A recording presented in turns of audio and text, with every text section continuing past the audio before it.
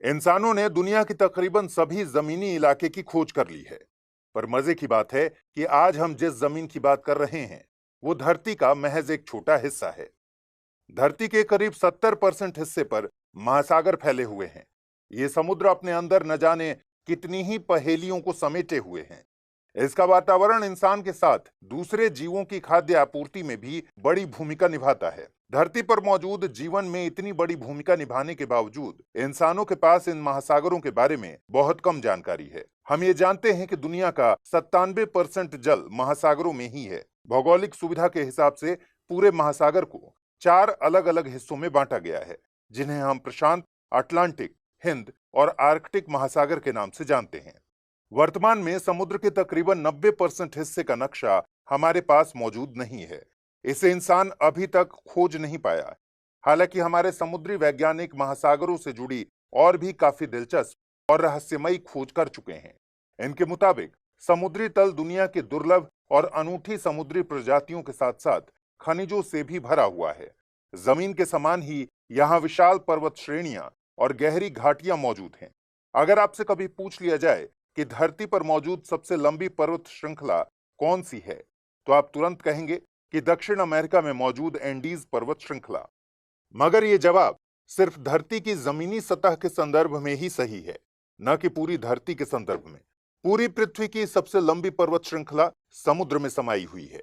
इसी तरह की कई और विशेषताएं महासागर अपनी गहराइयों में समेटे हुए हैं। आज के इस वीडियो में इन्हीं विशेषताओं पर विस्तार से चर्चा करेंगे।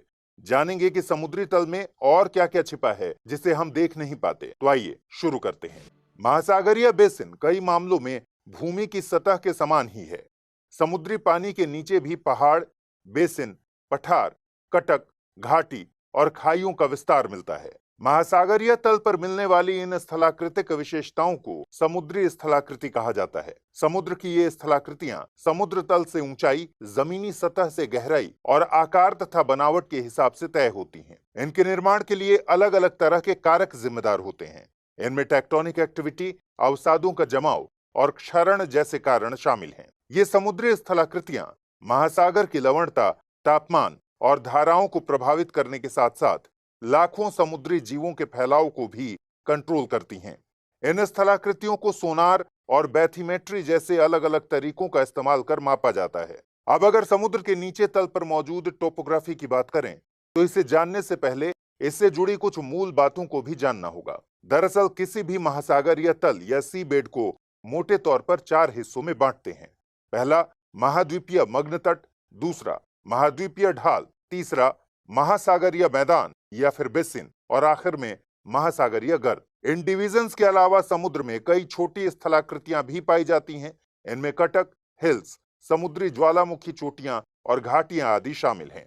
अगर महाद्वीपीय मग्न तट से शुरू करें तो यह वास्तव में महाद्वीपीय हिस्से का ही समुद्री विस्तार है। इसे तट रेखा का समुद्र की ओर विस्तार कह सकते हैं। यह तट से ड्रॉप ऑफ पॉइंट तक फैला होता है और इस पॉइंट को हम शेल्फ ब्रेक कहते हैं। क्योंकि यह हिस्सा अभी भी तट से जुड़ा होता है, साथ ही इसकी गहराई भी बेहद कम होती है। आमतौर पर इसकी गहराई 100 से 200 मीटर के बीच होती है, जबकि इसकी चौड़ाई 3 से 4 किलोमीटर से लेकर 100 किलोमीटर तक होती है। समुद्र का यह हिस्सा बेहद अहम होता है। यह उथले पानी वाले सागर का ऐसा जोन है जहां सूरज की रोशनी जल के भीतर सीधे प्रवेश कर सकती है, जहां धूप और गर्मी के कारण कुछ छोटे पौधे और जंतुओं का विकास होता है, जिन्हें प्लवक या फिर प्लैंकटन कहते हैं। ये प्लैंकटन मग्न तट में पाई जाने वाली ज्यादातर मछलियों के लिए भोजन होते हैं। इन मछलियों के अलावा सभी समुद्री खाद्य पदार्थ भी महाद्वीपीय मग्न तट पर ही पाए जाते हैं। आपको बता दें कि ये मग्न तट आर्थिक रूप से महत्वपूर्ण खनिज,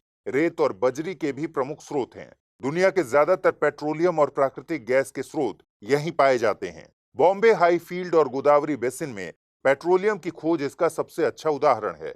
इसी तरह महासागरों में पाए जाने वाले सबसे विविध और मूल्यवान पारिस्थितिकी तंत्र कोरल रीफ्स भी आमतौर पर इसी मग्न तटीय इलाके में पाए जाते हैं। ये आमतौर पर समुद्र तट के समानांतर और द्वीपों पर मिलते हैं। महाद्वीपीय मग्न तट की एक खास विशेषता है समुद्री कैनियंस या फिर घाटियां। ये जमीन पर पाई जाने वाली घाटियों के समान होती हैं। बेहद खड़ी ढलान वाली ये घाटियां ज्यादातर नदी के मुहाने के पास बनती हैं, जैसे गोदावरी नदी के मुहाने पर मौजूद गोदावरी घाटी, जो लगभग 502 मीटर गहरी है। ये घाटियां बंग तटीय क्षेत्र से आगे महाद्वीपीय ढाल में भी पाई जाती हैं।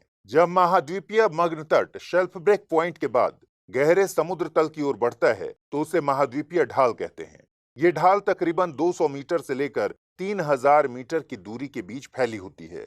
यहाँ एक ओर महाद्वीपीय मग्न तट क्षेत्र तलछट, खनिज और समुद्री पौधे और जंतुओं से भरा होता है, वहीं ढाल क्षेत्र में ढलान के चलते कम मात्रा में तलछट पाए जाते हैं। यहाँ के ज्यादातर तलछट रेत और मिट्टी आदि बहकर ढलान के आधार में एक ढेर के रूप में जमा हो जाते हैं।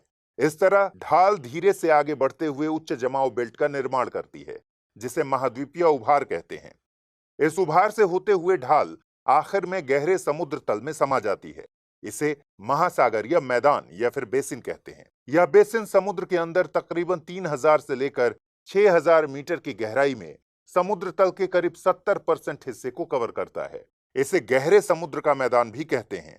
एक टाइम था जब इस बेसिन को महासागर का सबसे महत्वहीन क्षेत्र मानते थे, मगर अब यहां आधुनिक उपकरणों का इस्तेमाल किया गया तो पाया गया कि महासागर का यह क्षेत्र भूमि की सतह की तरह ही है। इसमें बड़े पैमाने पर समुद्री पठार, कटक, खाई, समुद्री पर्वत और समुद्री द्वीप मौजूद हैं।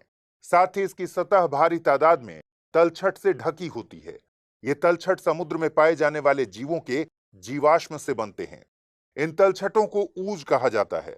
चूंकि दुनिया की ज्यादातर बड़ी नदियां अटलांटिक और हिंद महासागर में अपने जलोढ़ को जमा करती हैं, इसीलिए दोनों महासागरों में समुद्री मैदान का फैलाव बड़े पैमाने पर है। कुछ खुले समुद्र ऊज का निर्माण नहीं कर पाते हैं। वैसे समुद्र तल पर जो तलछट पाए जाते हैं उन्हें लाल मिट्टी कहा जाता है। माना जाता है कि ये लाल मिट्टी ज्वालामुखी विस्फोटों के दौरान ज्वालामुखियों से निकलने वाली धूल से बनती है, जो हवा और नदियों द्वारा समुद्र तक पहुंचती है। इस तरह की लाल मिट्टी प्रशांत महासागर में बड़े पैमाने पर देखने को मिलती है। अगर इसके महत्व की बात करें तो समुद्री बेसिन पर पाए जाने वाले खनिज और रेयर अर्थ एलिमेंट्स इसे बेहद महत्वपूर्ण बनाते हैं। यहाँ कई खनिज भंडार पाए जाते हैं, जिनमें जस्ता, तांबा, निकेल, सोना, चांदी और फास्फोरस आदि शामिल हैं। ये खनिज बेसिन के तल पर मौजूद तलछट में 3 से 10 सेंटीमीटर चौड़े नोड्यूल्स के रूप में मौजूद होते हैं, जिन्हें पॉलीमेटालिक नोड्यूल्स कहते हैं। समुद्री बेसिन के आगे महासागरों के तल पर कुछ लंबे और संकरे गड्ढे मौजूद हैं, जिन्हें महासागर के सबसे गहरे भाग के तौर पर जाना जाता है। इसे महासागरीय गर्त कहते हैं। ये आसपास के सागर तल से लगभग 3 से 5 किलोमीटर गहरे होते हैं। धरती पर मौजूद हर महासागरीय बेसिन में ये महासागरीय गर्त पाई जाती हैं। सबसे गहरी गर्त प्रशांत महासागर में रिंग ऑफ फायर के आसपास देखी जाती हैं। इसमें सक्रिय ज्वालामुखी और भूकंप क्षेत्र भी शामिल हैं। प्रशांत महासागर में मौजूद मैरियाना ट्रेंच ऐसी ही एक गर्त है, जिसकी गहराई 36,201 फीट है। इसका दक्षिणी छोर दुनिया का सबसे गहरा पॉइंट है, जिसे चैलेंजर्स डीप कहते हैं। प्रशांत महासागर के अलावा अटलांटिक और हिंद महासागर में भी कुछ समुद्री गर्त मौजूद हैं। तो इस तरह अब तक आपने समुद्री स्थलाकृति के 4 मेजर हिस्सों को समझा। अब यहाँ मौजूद कुछ छोटी स्थलाकृतियों के बारे में जानते हैं। हालांकि ये सिर्फ कहने के लिए ही छोटी हैं, असल में ये बड़ी स्थलाकृति के रूप में ही समुद्र में मौजूद हैं। शुरुआत करते हैं मध्य महासागरीय कटक से। मध्य महासागरीय कटक 2 पर्वतों की चेन से बनते हैं। ये दोनों पर्वत श्रृंखलाएं एक बड़े भ्रंश या फिर डिप्रेशन के द्वारा अलग होते हैं। इस तरह की पर्वत श्रृंखलाएं पूरे महासागर में 65,000 किलोमीटर से अधिक दूरी तक फैली हुई हैं। इन पर्वत श्रृंखलाओं की चोटियां 10,000 फीट तक ऊंची होती हैं। इनमें से कुछ तो इतनी ऊंची होती हैं कि वे समुद्र की सतह से ऊपर भी पहुंच जाती हैं और द्वीप के रूप में नजर आती हैं। मध्य अटलांटिक रिज का एक हिस्सा, जिसे आइसलैंड के नाम से जानते हैं, ऐसे ही द्वीप का उदाहरण है। मध्य अटलांटिक कटक अटलांटिक महासागर में स्थित है, जिसे धरती पर मौजूद सबसे लंबी पर्वत श्रृंखला मानते हैं। यह ज्वालामुखीय पर्वत श्रृंखला 1000 से 1500 किलोमीटर चौड़ी और तकरीबन 16,000 फीट ऊंची है। चूंकि मध्य महासागरीय कटक के कई पहाड़ द्वीप के रूप में समुद्र की सतह तक आ जाते हैं, पर कुछ पहाड़ ऐसे भी होते हैं जो काफी नुकीले तो होते हैं, मगर वो समुद्र की सतह तक नहीं आ पाते। ऐसे पहाड़ों को सी माउंट्स कहा जाता है। सी माउंट ज्वालामुखीय प्रक्रिया से बने 3000 से 7000 फीट ऊंचे समुद्री पहाड़ हैं। ये ऐसे ज्वालामुखीय पहाड़ होते हैं जो समुद्र की सतह तक नहीं पहुंच पाते और कुछ समय के बाद समुद्री पर्वत का रूप ले लेते हैं। यही कारण है कि ये द्वीपों का निर्माण भी नहीं कर पाते। इसका एक उदाहरण द एम्पेरर सी माउंट है, जो प्रशांत महासागर में स्थित हवाई द्वीप का विस्तार है। आमतौर पर सी माउंट्स के शिखर काफी नुकीले ढांचे की तरह हैं, मगर धीरे धीरे वक्त के साथ कुछ सी माउंट्स के शिखर सपाट होने लगते हैं, जिन्हें टेबल माउंट या फिर ग्योट्स कहा जाता है। रिसर्च के मुताबिक अकेले प्रशांत महासागर में 10,000 से भी ज्यादा सी माउंट्स और ग्योट्स पाए जाते हैं। दोस्तों, अभी तक आपने समंदर के अंदर मौजूद भूगोल को समझा है। समुद्र तट से लेकर सबसे गहरे तल तक समुद्री जीव जंतुओं से भरा पड़ा है। सूक्ष्म शैवाल से लेकर धरती के सबसे बड़े जीव ब्लू व्हेल तक महासागरों में पाए जाते हैं। समुद्र के पानी में ऑक्सीजन का स्तर और तापमान अलग अलग जगह पर अलग अलग होता है। आमतौर पर भूमध्य रेखा के पास का जल गर्म होता है, लिहाजा ध्रुवों के पास मौजूद ठंडे पानी की तुलना में यहाँ ऑक्सीजन कम होता है। इसी तरह सतह से गहरे पानी की तरफ बढ़ने पर गहराई के साथ समुद्र के जल के तापमान और ऑक्सीजन लेवल दोनों में तेजी से गिरावट होती है, जबकि दबाव बहुत तेजी से बढ़ता है। इन सब के बावजूद ये गहरे समुद्र धरती का सबसे बड़ा निवास स्थान है। यहाँ अनेकों अद्भुत और अनोखे समुद्री पौधे और जानवर पाए जाते हैं। यहाँ के पारिस्थितिकी तंत्र बेहद समृद्ध हैं। तो आइए अब एक नजर डालते हैं समुद्री इकोसिस्टम पर। सूरज की रोशनी की मौजूदगी की वजह से महाद्वीपीय मग्न तट क्षेत्र बहुत सारे समुद्री पौधों और जीवों का निवास स्थान है। सूरज की रोशनी सागर में 200 मीटर की गहराई तक पहुंच पाती है। इस क्षेत्र को सनलाइट जोन या फिर फोटिक जोन कहते हैं। यहाँ समुद्री खाद्य जाल का सबसे बड़ा सोर्स यानी फाइटोप्लैंक्टन बड़ी तादाद में पाए जाते हैं। फाइटोप्लैंक्टन बेहद छोटे जीव होते हैं, जैसे कि पौधे, शैवाल और बैक्टीरिया। इन फाइटोप्लैंक्टन्स पर अनेकों समुद्री जीव निर्भर हैं, जिन्हें जूप्लैंक्टन कहते हैं, जैसे कि स्क्विड, जेलीफिश, क्रिल, सीप, स्पंज, मूंगा इत्यादि। इस क्षेत्र में बड़े समुद्री जानवर जैसे कि व्हेल और समुद्री कछुए भी देखने को मिलते हैं। यह अक्सर भोजन की तलाश में ऊपर तक आ जाते हैं। इस क्षेत्र में कोरल्स की भी कई प्रजातियां पाई जाती हैं। कोरल्स एक तरह के समुद्री जीव होते हैं जो आमतौर पर समुद्र के गर्म जल के मग्न तटीय क्षेत्र में पाए जाते हैं। हालांकि कुछ ठंडे और गहरे समुद्र के जल में भी पाए जाते हैं। ये कोरल्स समुद्र में मौजूद जूजेंथली नामक शैवाल के साथ मिलकर रीफ्स जैसी संरचना बनाते हैं, जिन्हें कोरल रीफ्स कहते हैं। ये रीफ्स कोरल पॉलिप्स के कैल्शियम कार्बोनेट से बनते हैं। इन रीफ्स में हजारों की तादाद में प्रजातियां पाई जाती हैं। इन्हीं विशेषताओं के चलते इसे समुद्री वर्षा वन भी कहा जाता है। 200 मीटर से आगे समुद्र में सूरज की रोशनी कम होने लगती है। करीब 1000 मीटर की गहराई तक बेहद कम सूरज की रोशनी पहुंच पाती है। इस क्षेत्र को ट्विलाइट जोन कहते हैं। चूंकि यहाँ पर्याप्त धूप नहीं पहुंच पाती, इसलिए यहाँ पौधे नहीं के बराबर होते हैं। यह जोन महाद्वीपीय ढाल के साथ ओवरलैप करता है। महाद्वीपीय ढाल में बड़ी तादाद में तलछट बहते हुए गहरे समुद्र की ओर बढ़ते हैं, इसलिए ये उस क्षेत्र की बड़ी मछलियों और व्हेल जैसे जंतुओं के लिए माइग्रेशन कॉरिडोर के तौर पर काम करते हैं। इस जोन में मिलने वाली व्हेल की सामान्य प्रजातियों में फिन व्हेल, स्पर्म व्हेल और मिनके व्हेल शामिल हैं। ट्विलाइट जोन से आगे 1000 से 4000 मीटर की गहराई वाले क्षेत्र को मिडनाइट जोन कहते हैं। इस जोन में रोशनी नहीं पहुंच पाती, गहराई के साथ पानी का तापमान गिरता जाता है और दबाव काफी बढ़ता जाता है। ऐसे इकोसिस्टम में पाए जाने वाले जीव जंतु बड़े अद्भुत और अनोखे किस्म के होते हैं। कई जीवों की आंखें नहीं होती हैं, क्योंकि अंधेरे में उनकी जरूरत ही नहीं रह जाती। ज्यादा दबाव के कारण समुद्र के पानी में पोषक तत्व का मिलना मुश्किल होता है। साथ ही यहाँ का जल बहुत नमकीन होता है। ऐसे हालात में वहां पाए जाने वाले जीव अक्सर छोटे आकार के होते हैं, पर उनके श्वसन अंग बहुत मजबूत होते हैं, ताकि वो ऐसे पानी से पर्याप्त ऑक्सीजन निकाल सके। इसके अलावा उनके मुंह बड़े, दांत नुकीले और पेट का आकार बड़ा होता है।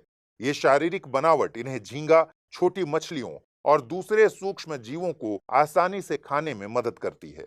इनके भोजन का ज्यादातर हिस्सा ऊपरी क्षेत्रों से बहकर आने वाले पौधों और जानवरों के अवशेष होते हैं। इनके ये सारे फीचर्स दिखाते हैं कि कैसे ये जीव गहराई के मुश्किल माहौल में पैदा होते हैं और जल के अंदर की मुश्किल परिस्थितियों के हिसाब से खुद को ढालते हैं। मिडनाइट जोन के आगे तकरीबन 6000 मीटर की गहराई तक महासागरीय बेसिन या मैदान के रूप में गहरे समुद्र की भौतिक विशेषताएं देखने को मिलती हैं। इस क्षेत्र में समतल मैदान, निचली पहाड़ियां, समुद्री पर्वत, तलछट और दरार घाटियां मौजूद होती हैं। इस जोन के बाद का पूरा सागर अंधकार से भरा होता है। यहाँ प्रकाश का एकमात्र स्रोत बायोल्यूमिनेसेंट जंतु होते हैं।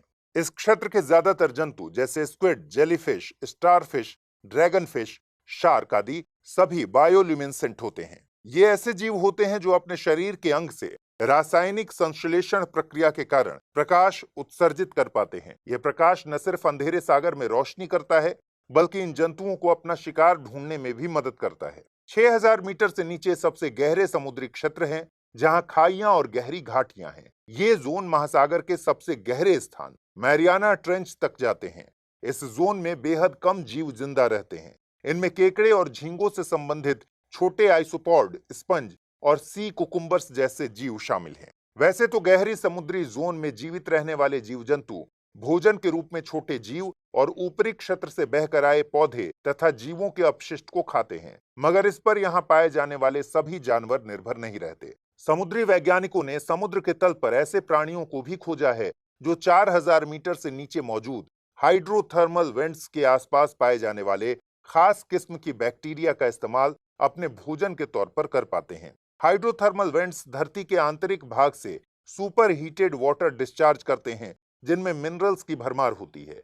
ये मिनरल्स वहां पनपने वाली बैक्टीरिया को पोषण प्रदान करते हैं। दोस्तों, महासागरों के तल में पाए जाने वाले इन प्राकृतिक फीचर्स के अलावा कुछ मानवीय अवशेष भी मौजूद हैं, जैसे विमान के अवशेष, जहाज, पुरातात्विक अवशेष, प्लास्टिक कचरा इत्यादि। कई बार गहरे गोताखोर समुद्र में प्राचीन मूर्तियों से टकरा जाते हैं।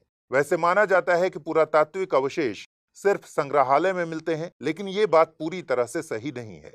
ये महासागरों में भी पाए गए हैं। जैसे इटली के नेपल्स के समुद्र तट पर दुनिया का एकमात्र अंडर वाटर आर्कियोलॉजिकल पार्क स्थित है। इसे प्राचीन रोमन शहर बाया के अवशेष के रूप में जाना जाता है। इसके अलावा न जाने और कितनी प्राचीन सभ्यताओं के अवशेष इस गहरे समुद्र में मौजूद हैं। इसी तरह दुनिया का सबसे बड़ा और शानदार कहा जाने वाला टाइटैनिक जहाज भी अटलांटिक महासागर के तल पर मौजूद है।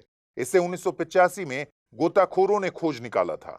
इसके साथ ही गोताखोरों को गहरे समुद्र में कई जगहों पर क्रैश हुए विमान और पनडुब्बी जहाज भी मिले हैं। साथ ही युद्ध में इस्तेमाल किए गए सैन्य ट्रक और टैंक भी तथा कुछ प्राचीन हथियारों के अवशेष भी खोजे गए हैं। इन सब के अलावा प्लास्टिक, माइक्रोप्लास्टिक्स और दूसरे कचरों का सागर में पाया जाना अब आम बात हो गई है। ये कचरे पृथ्वी के सबसे गहरे स्थान मारियाना ट्रेंच तक जा पहुंचे हैं। आज दुनिया के सभी महासागर प्रदूषण के खतरे से जूझ रहे हैं। एक अनुमान के मुताबिक 8 मिलियन टन प्लास्टिक कचरा महासागर में हर साल प्रवेश करता है।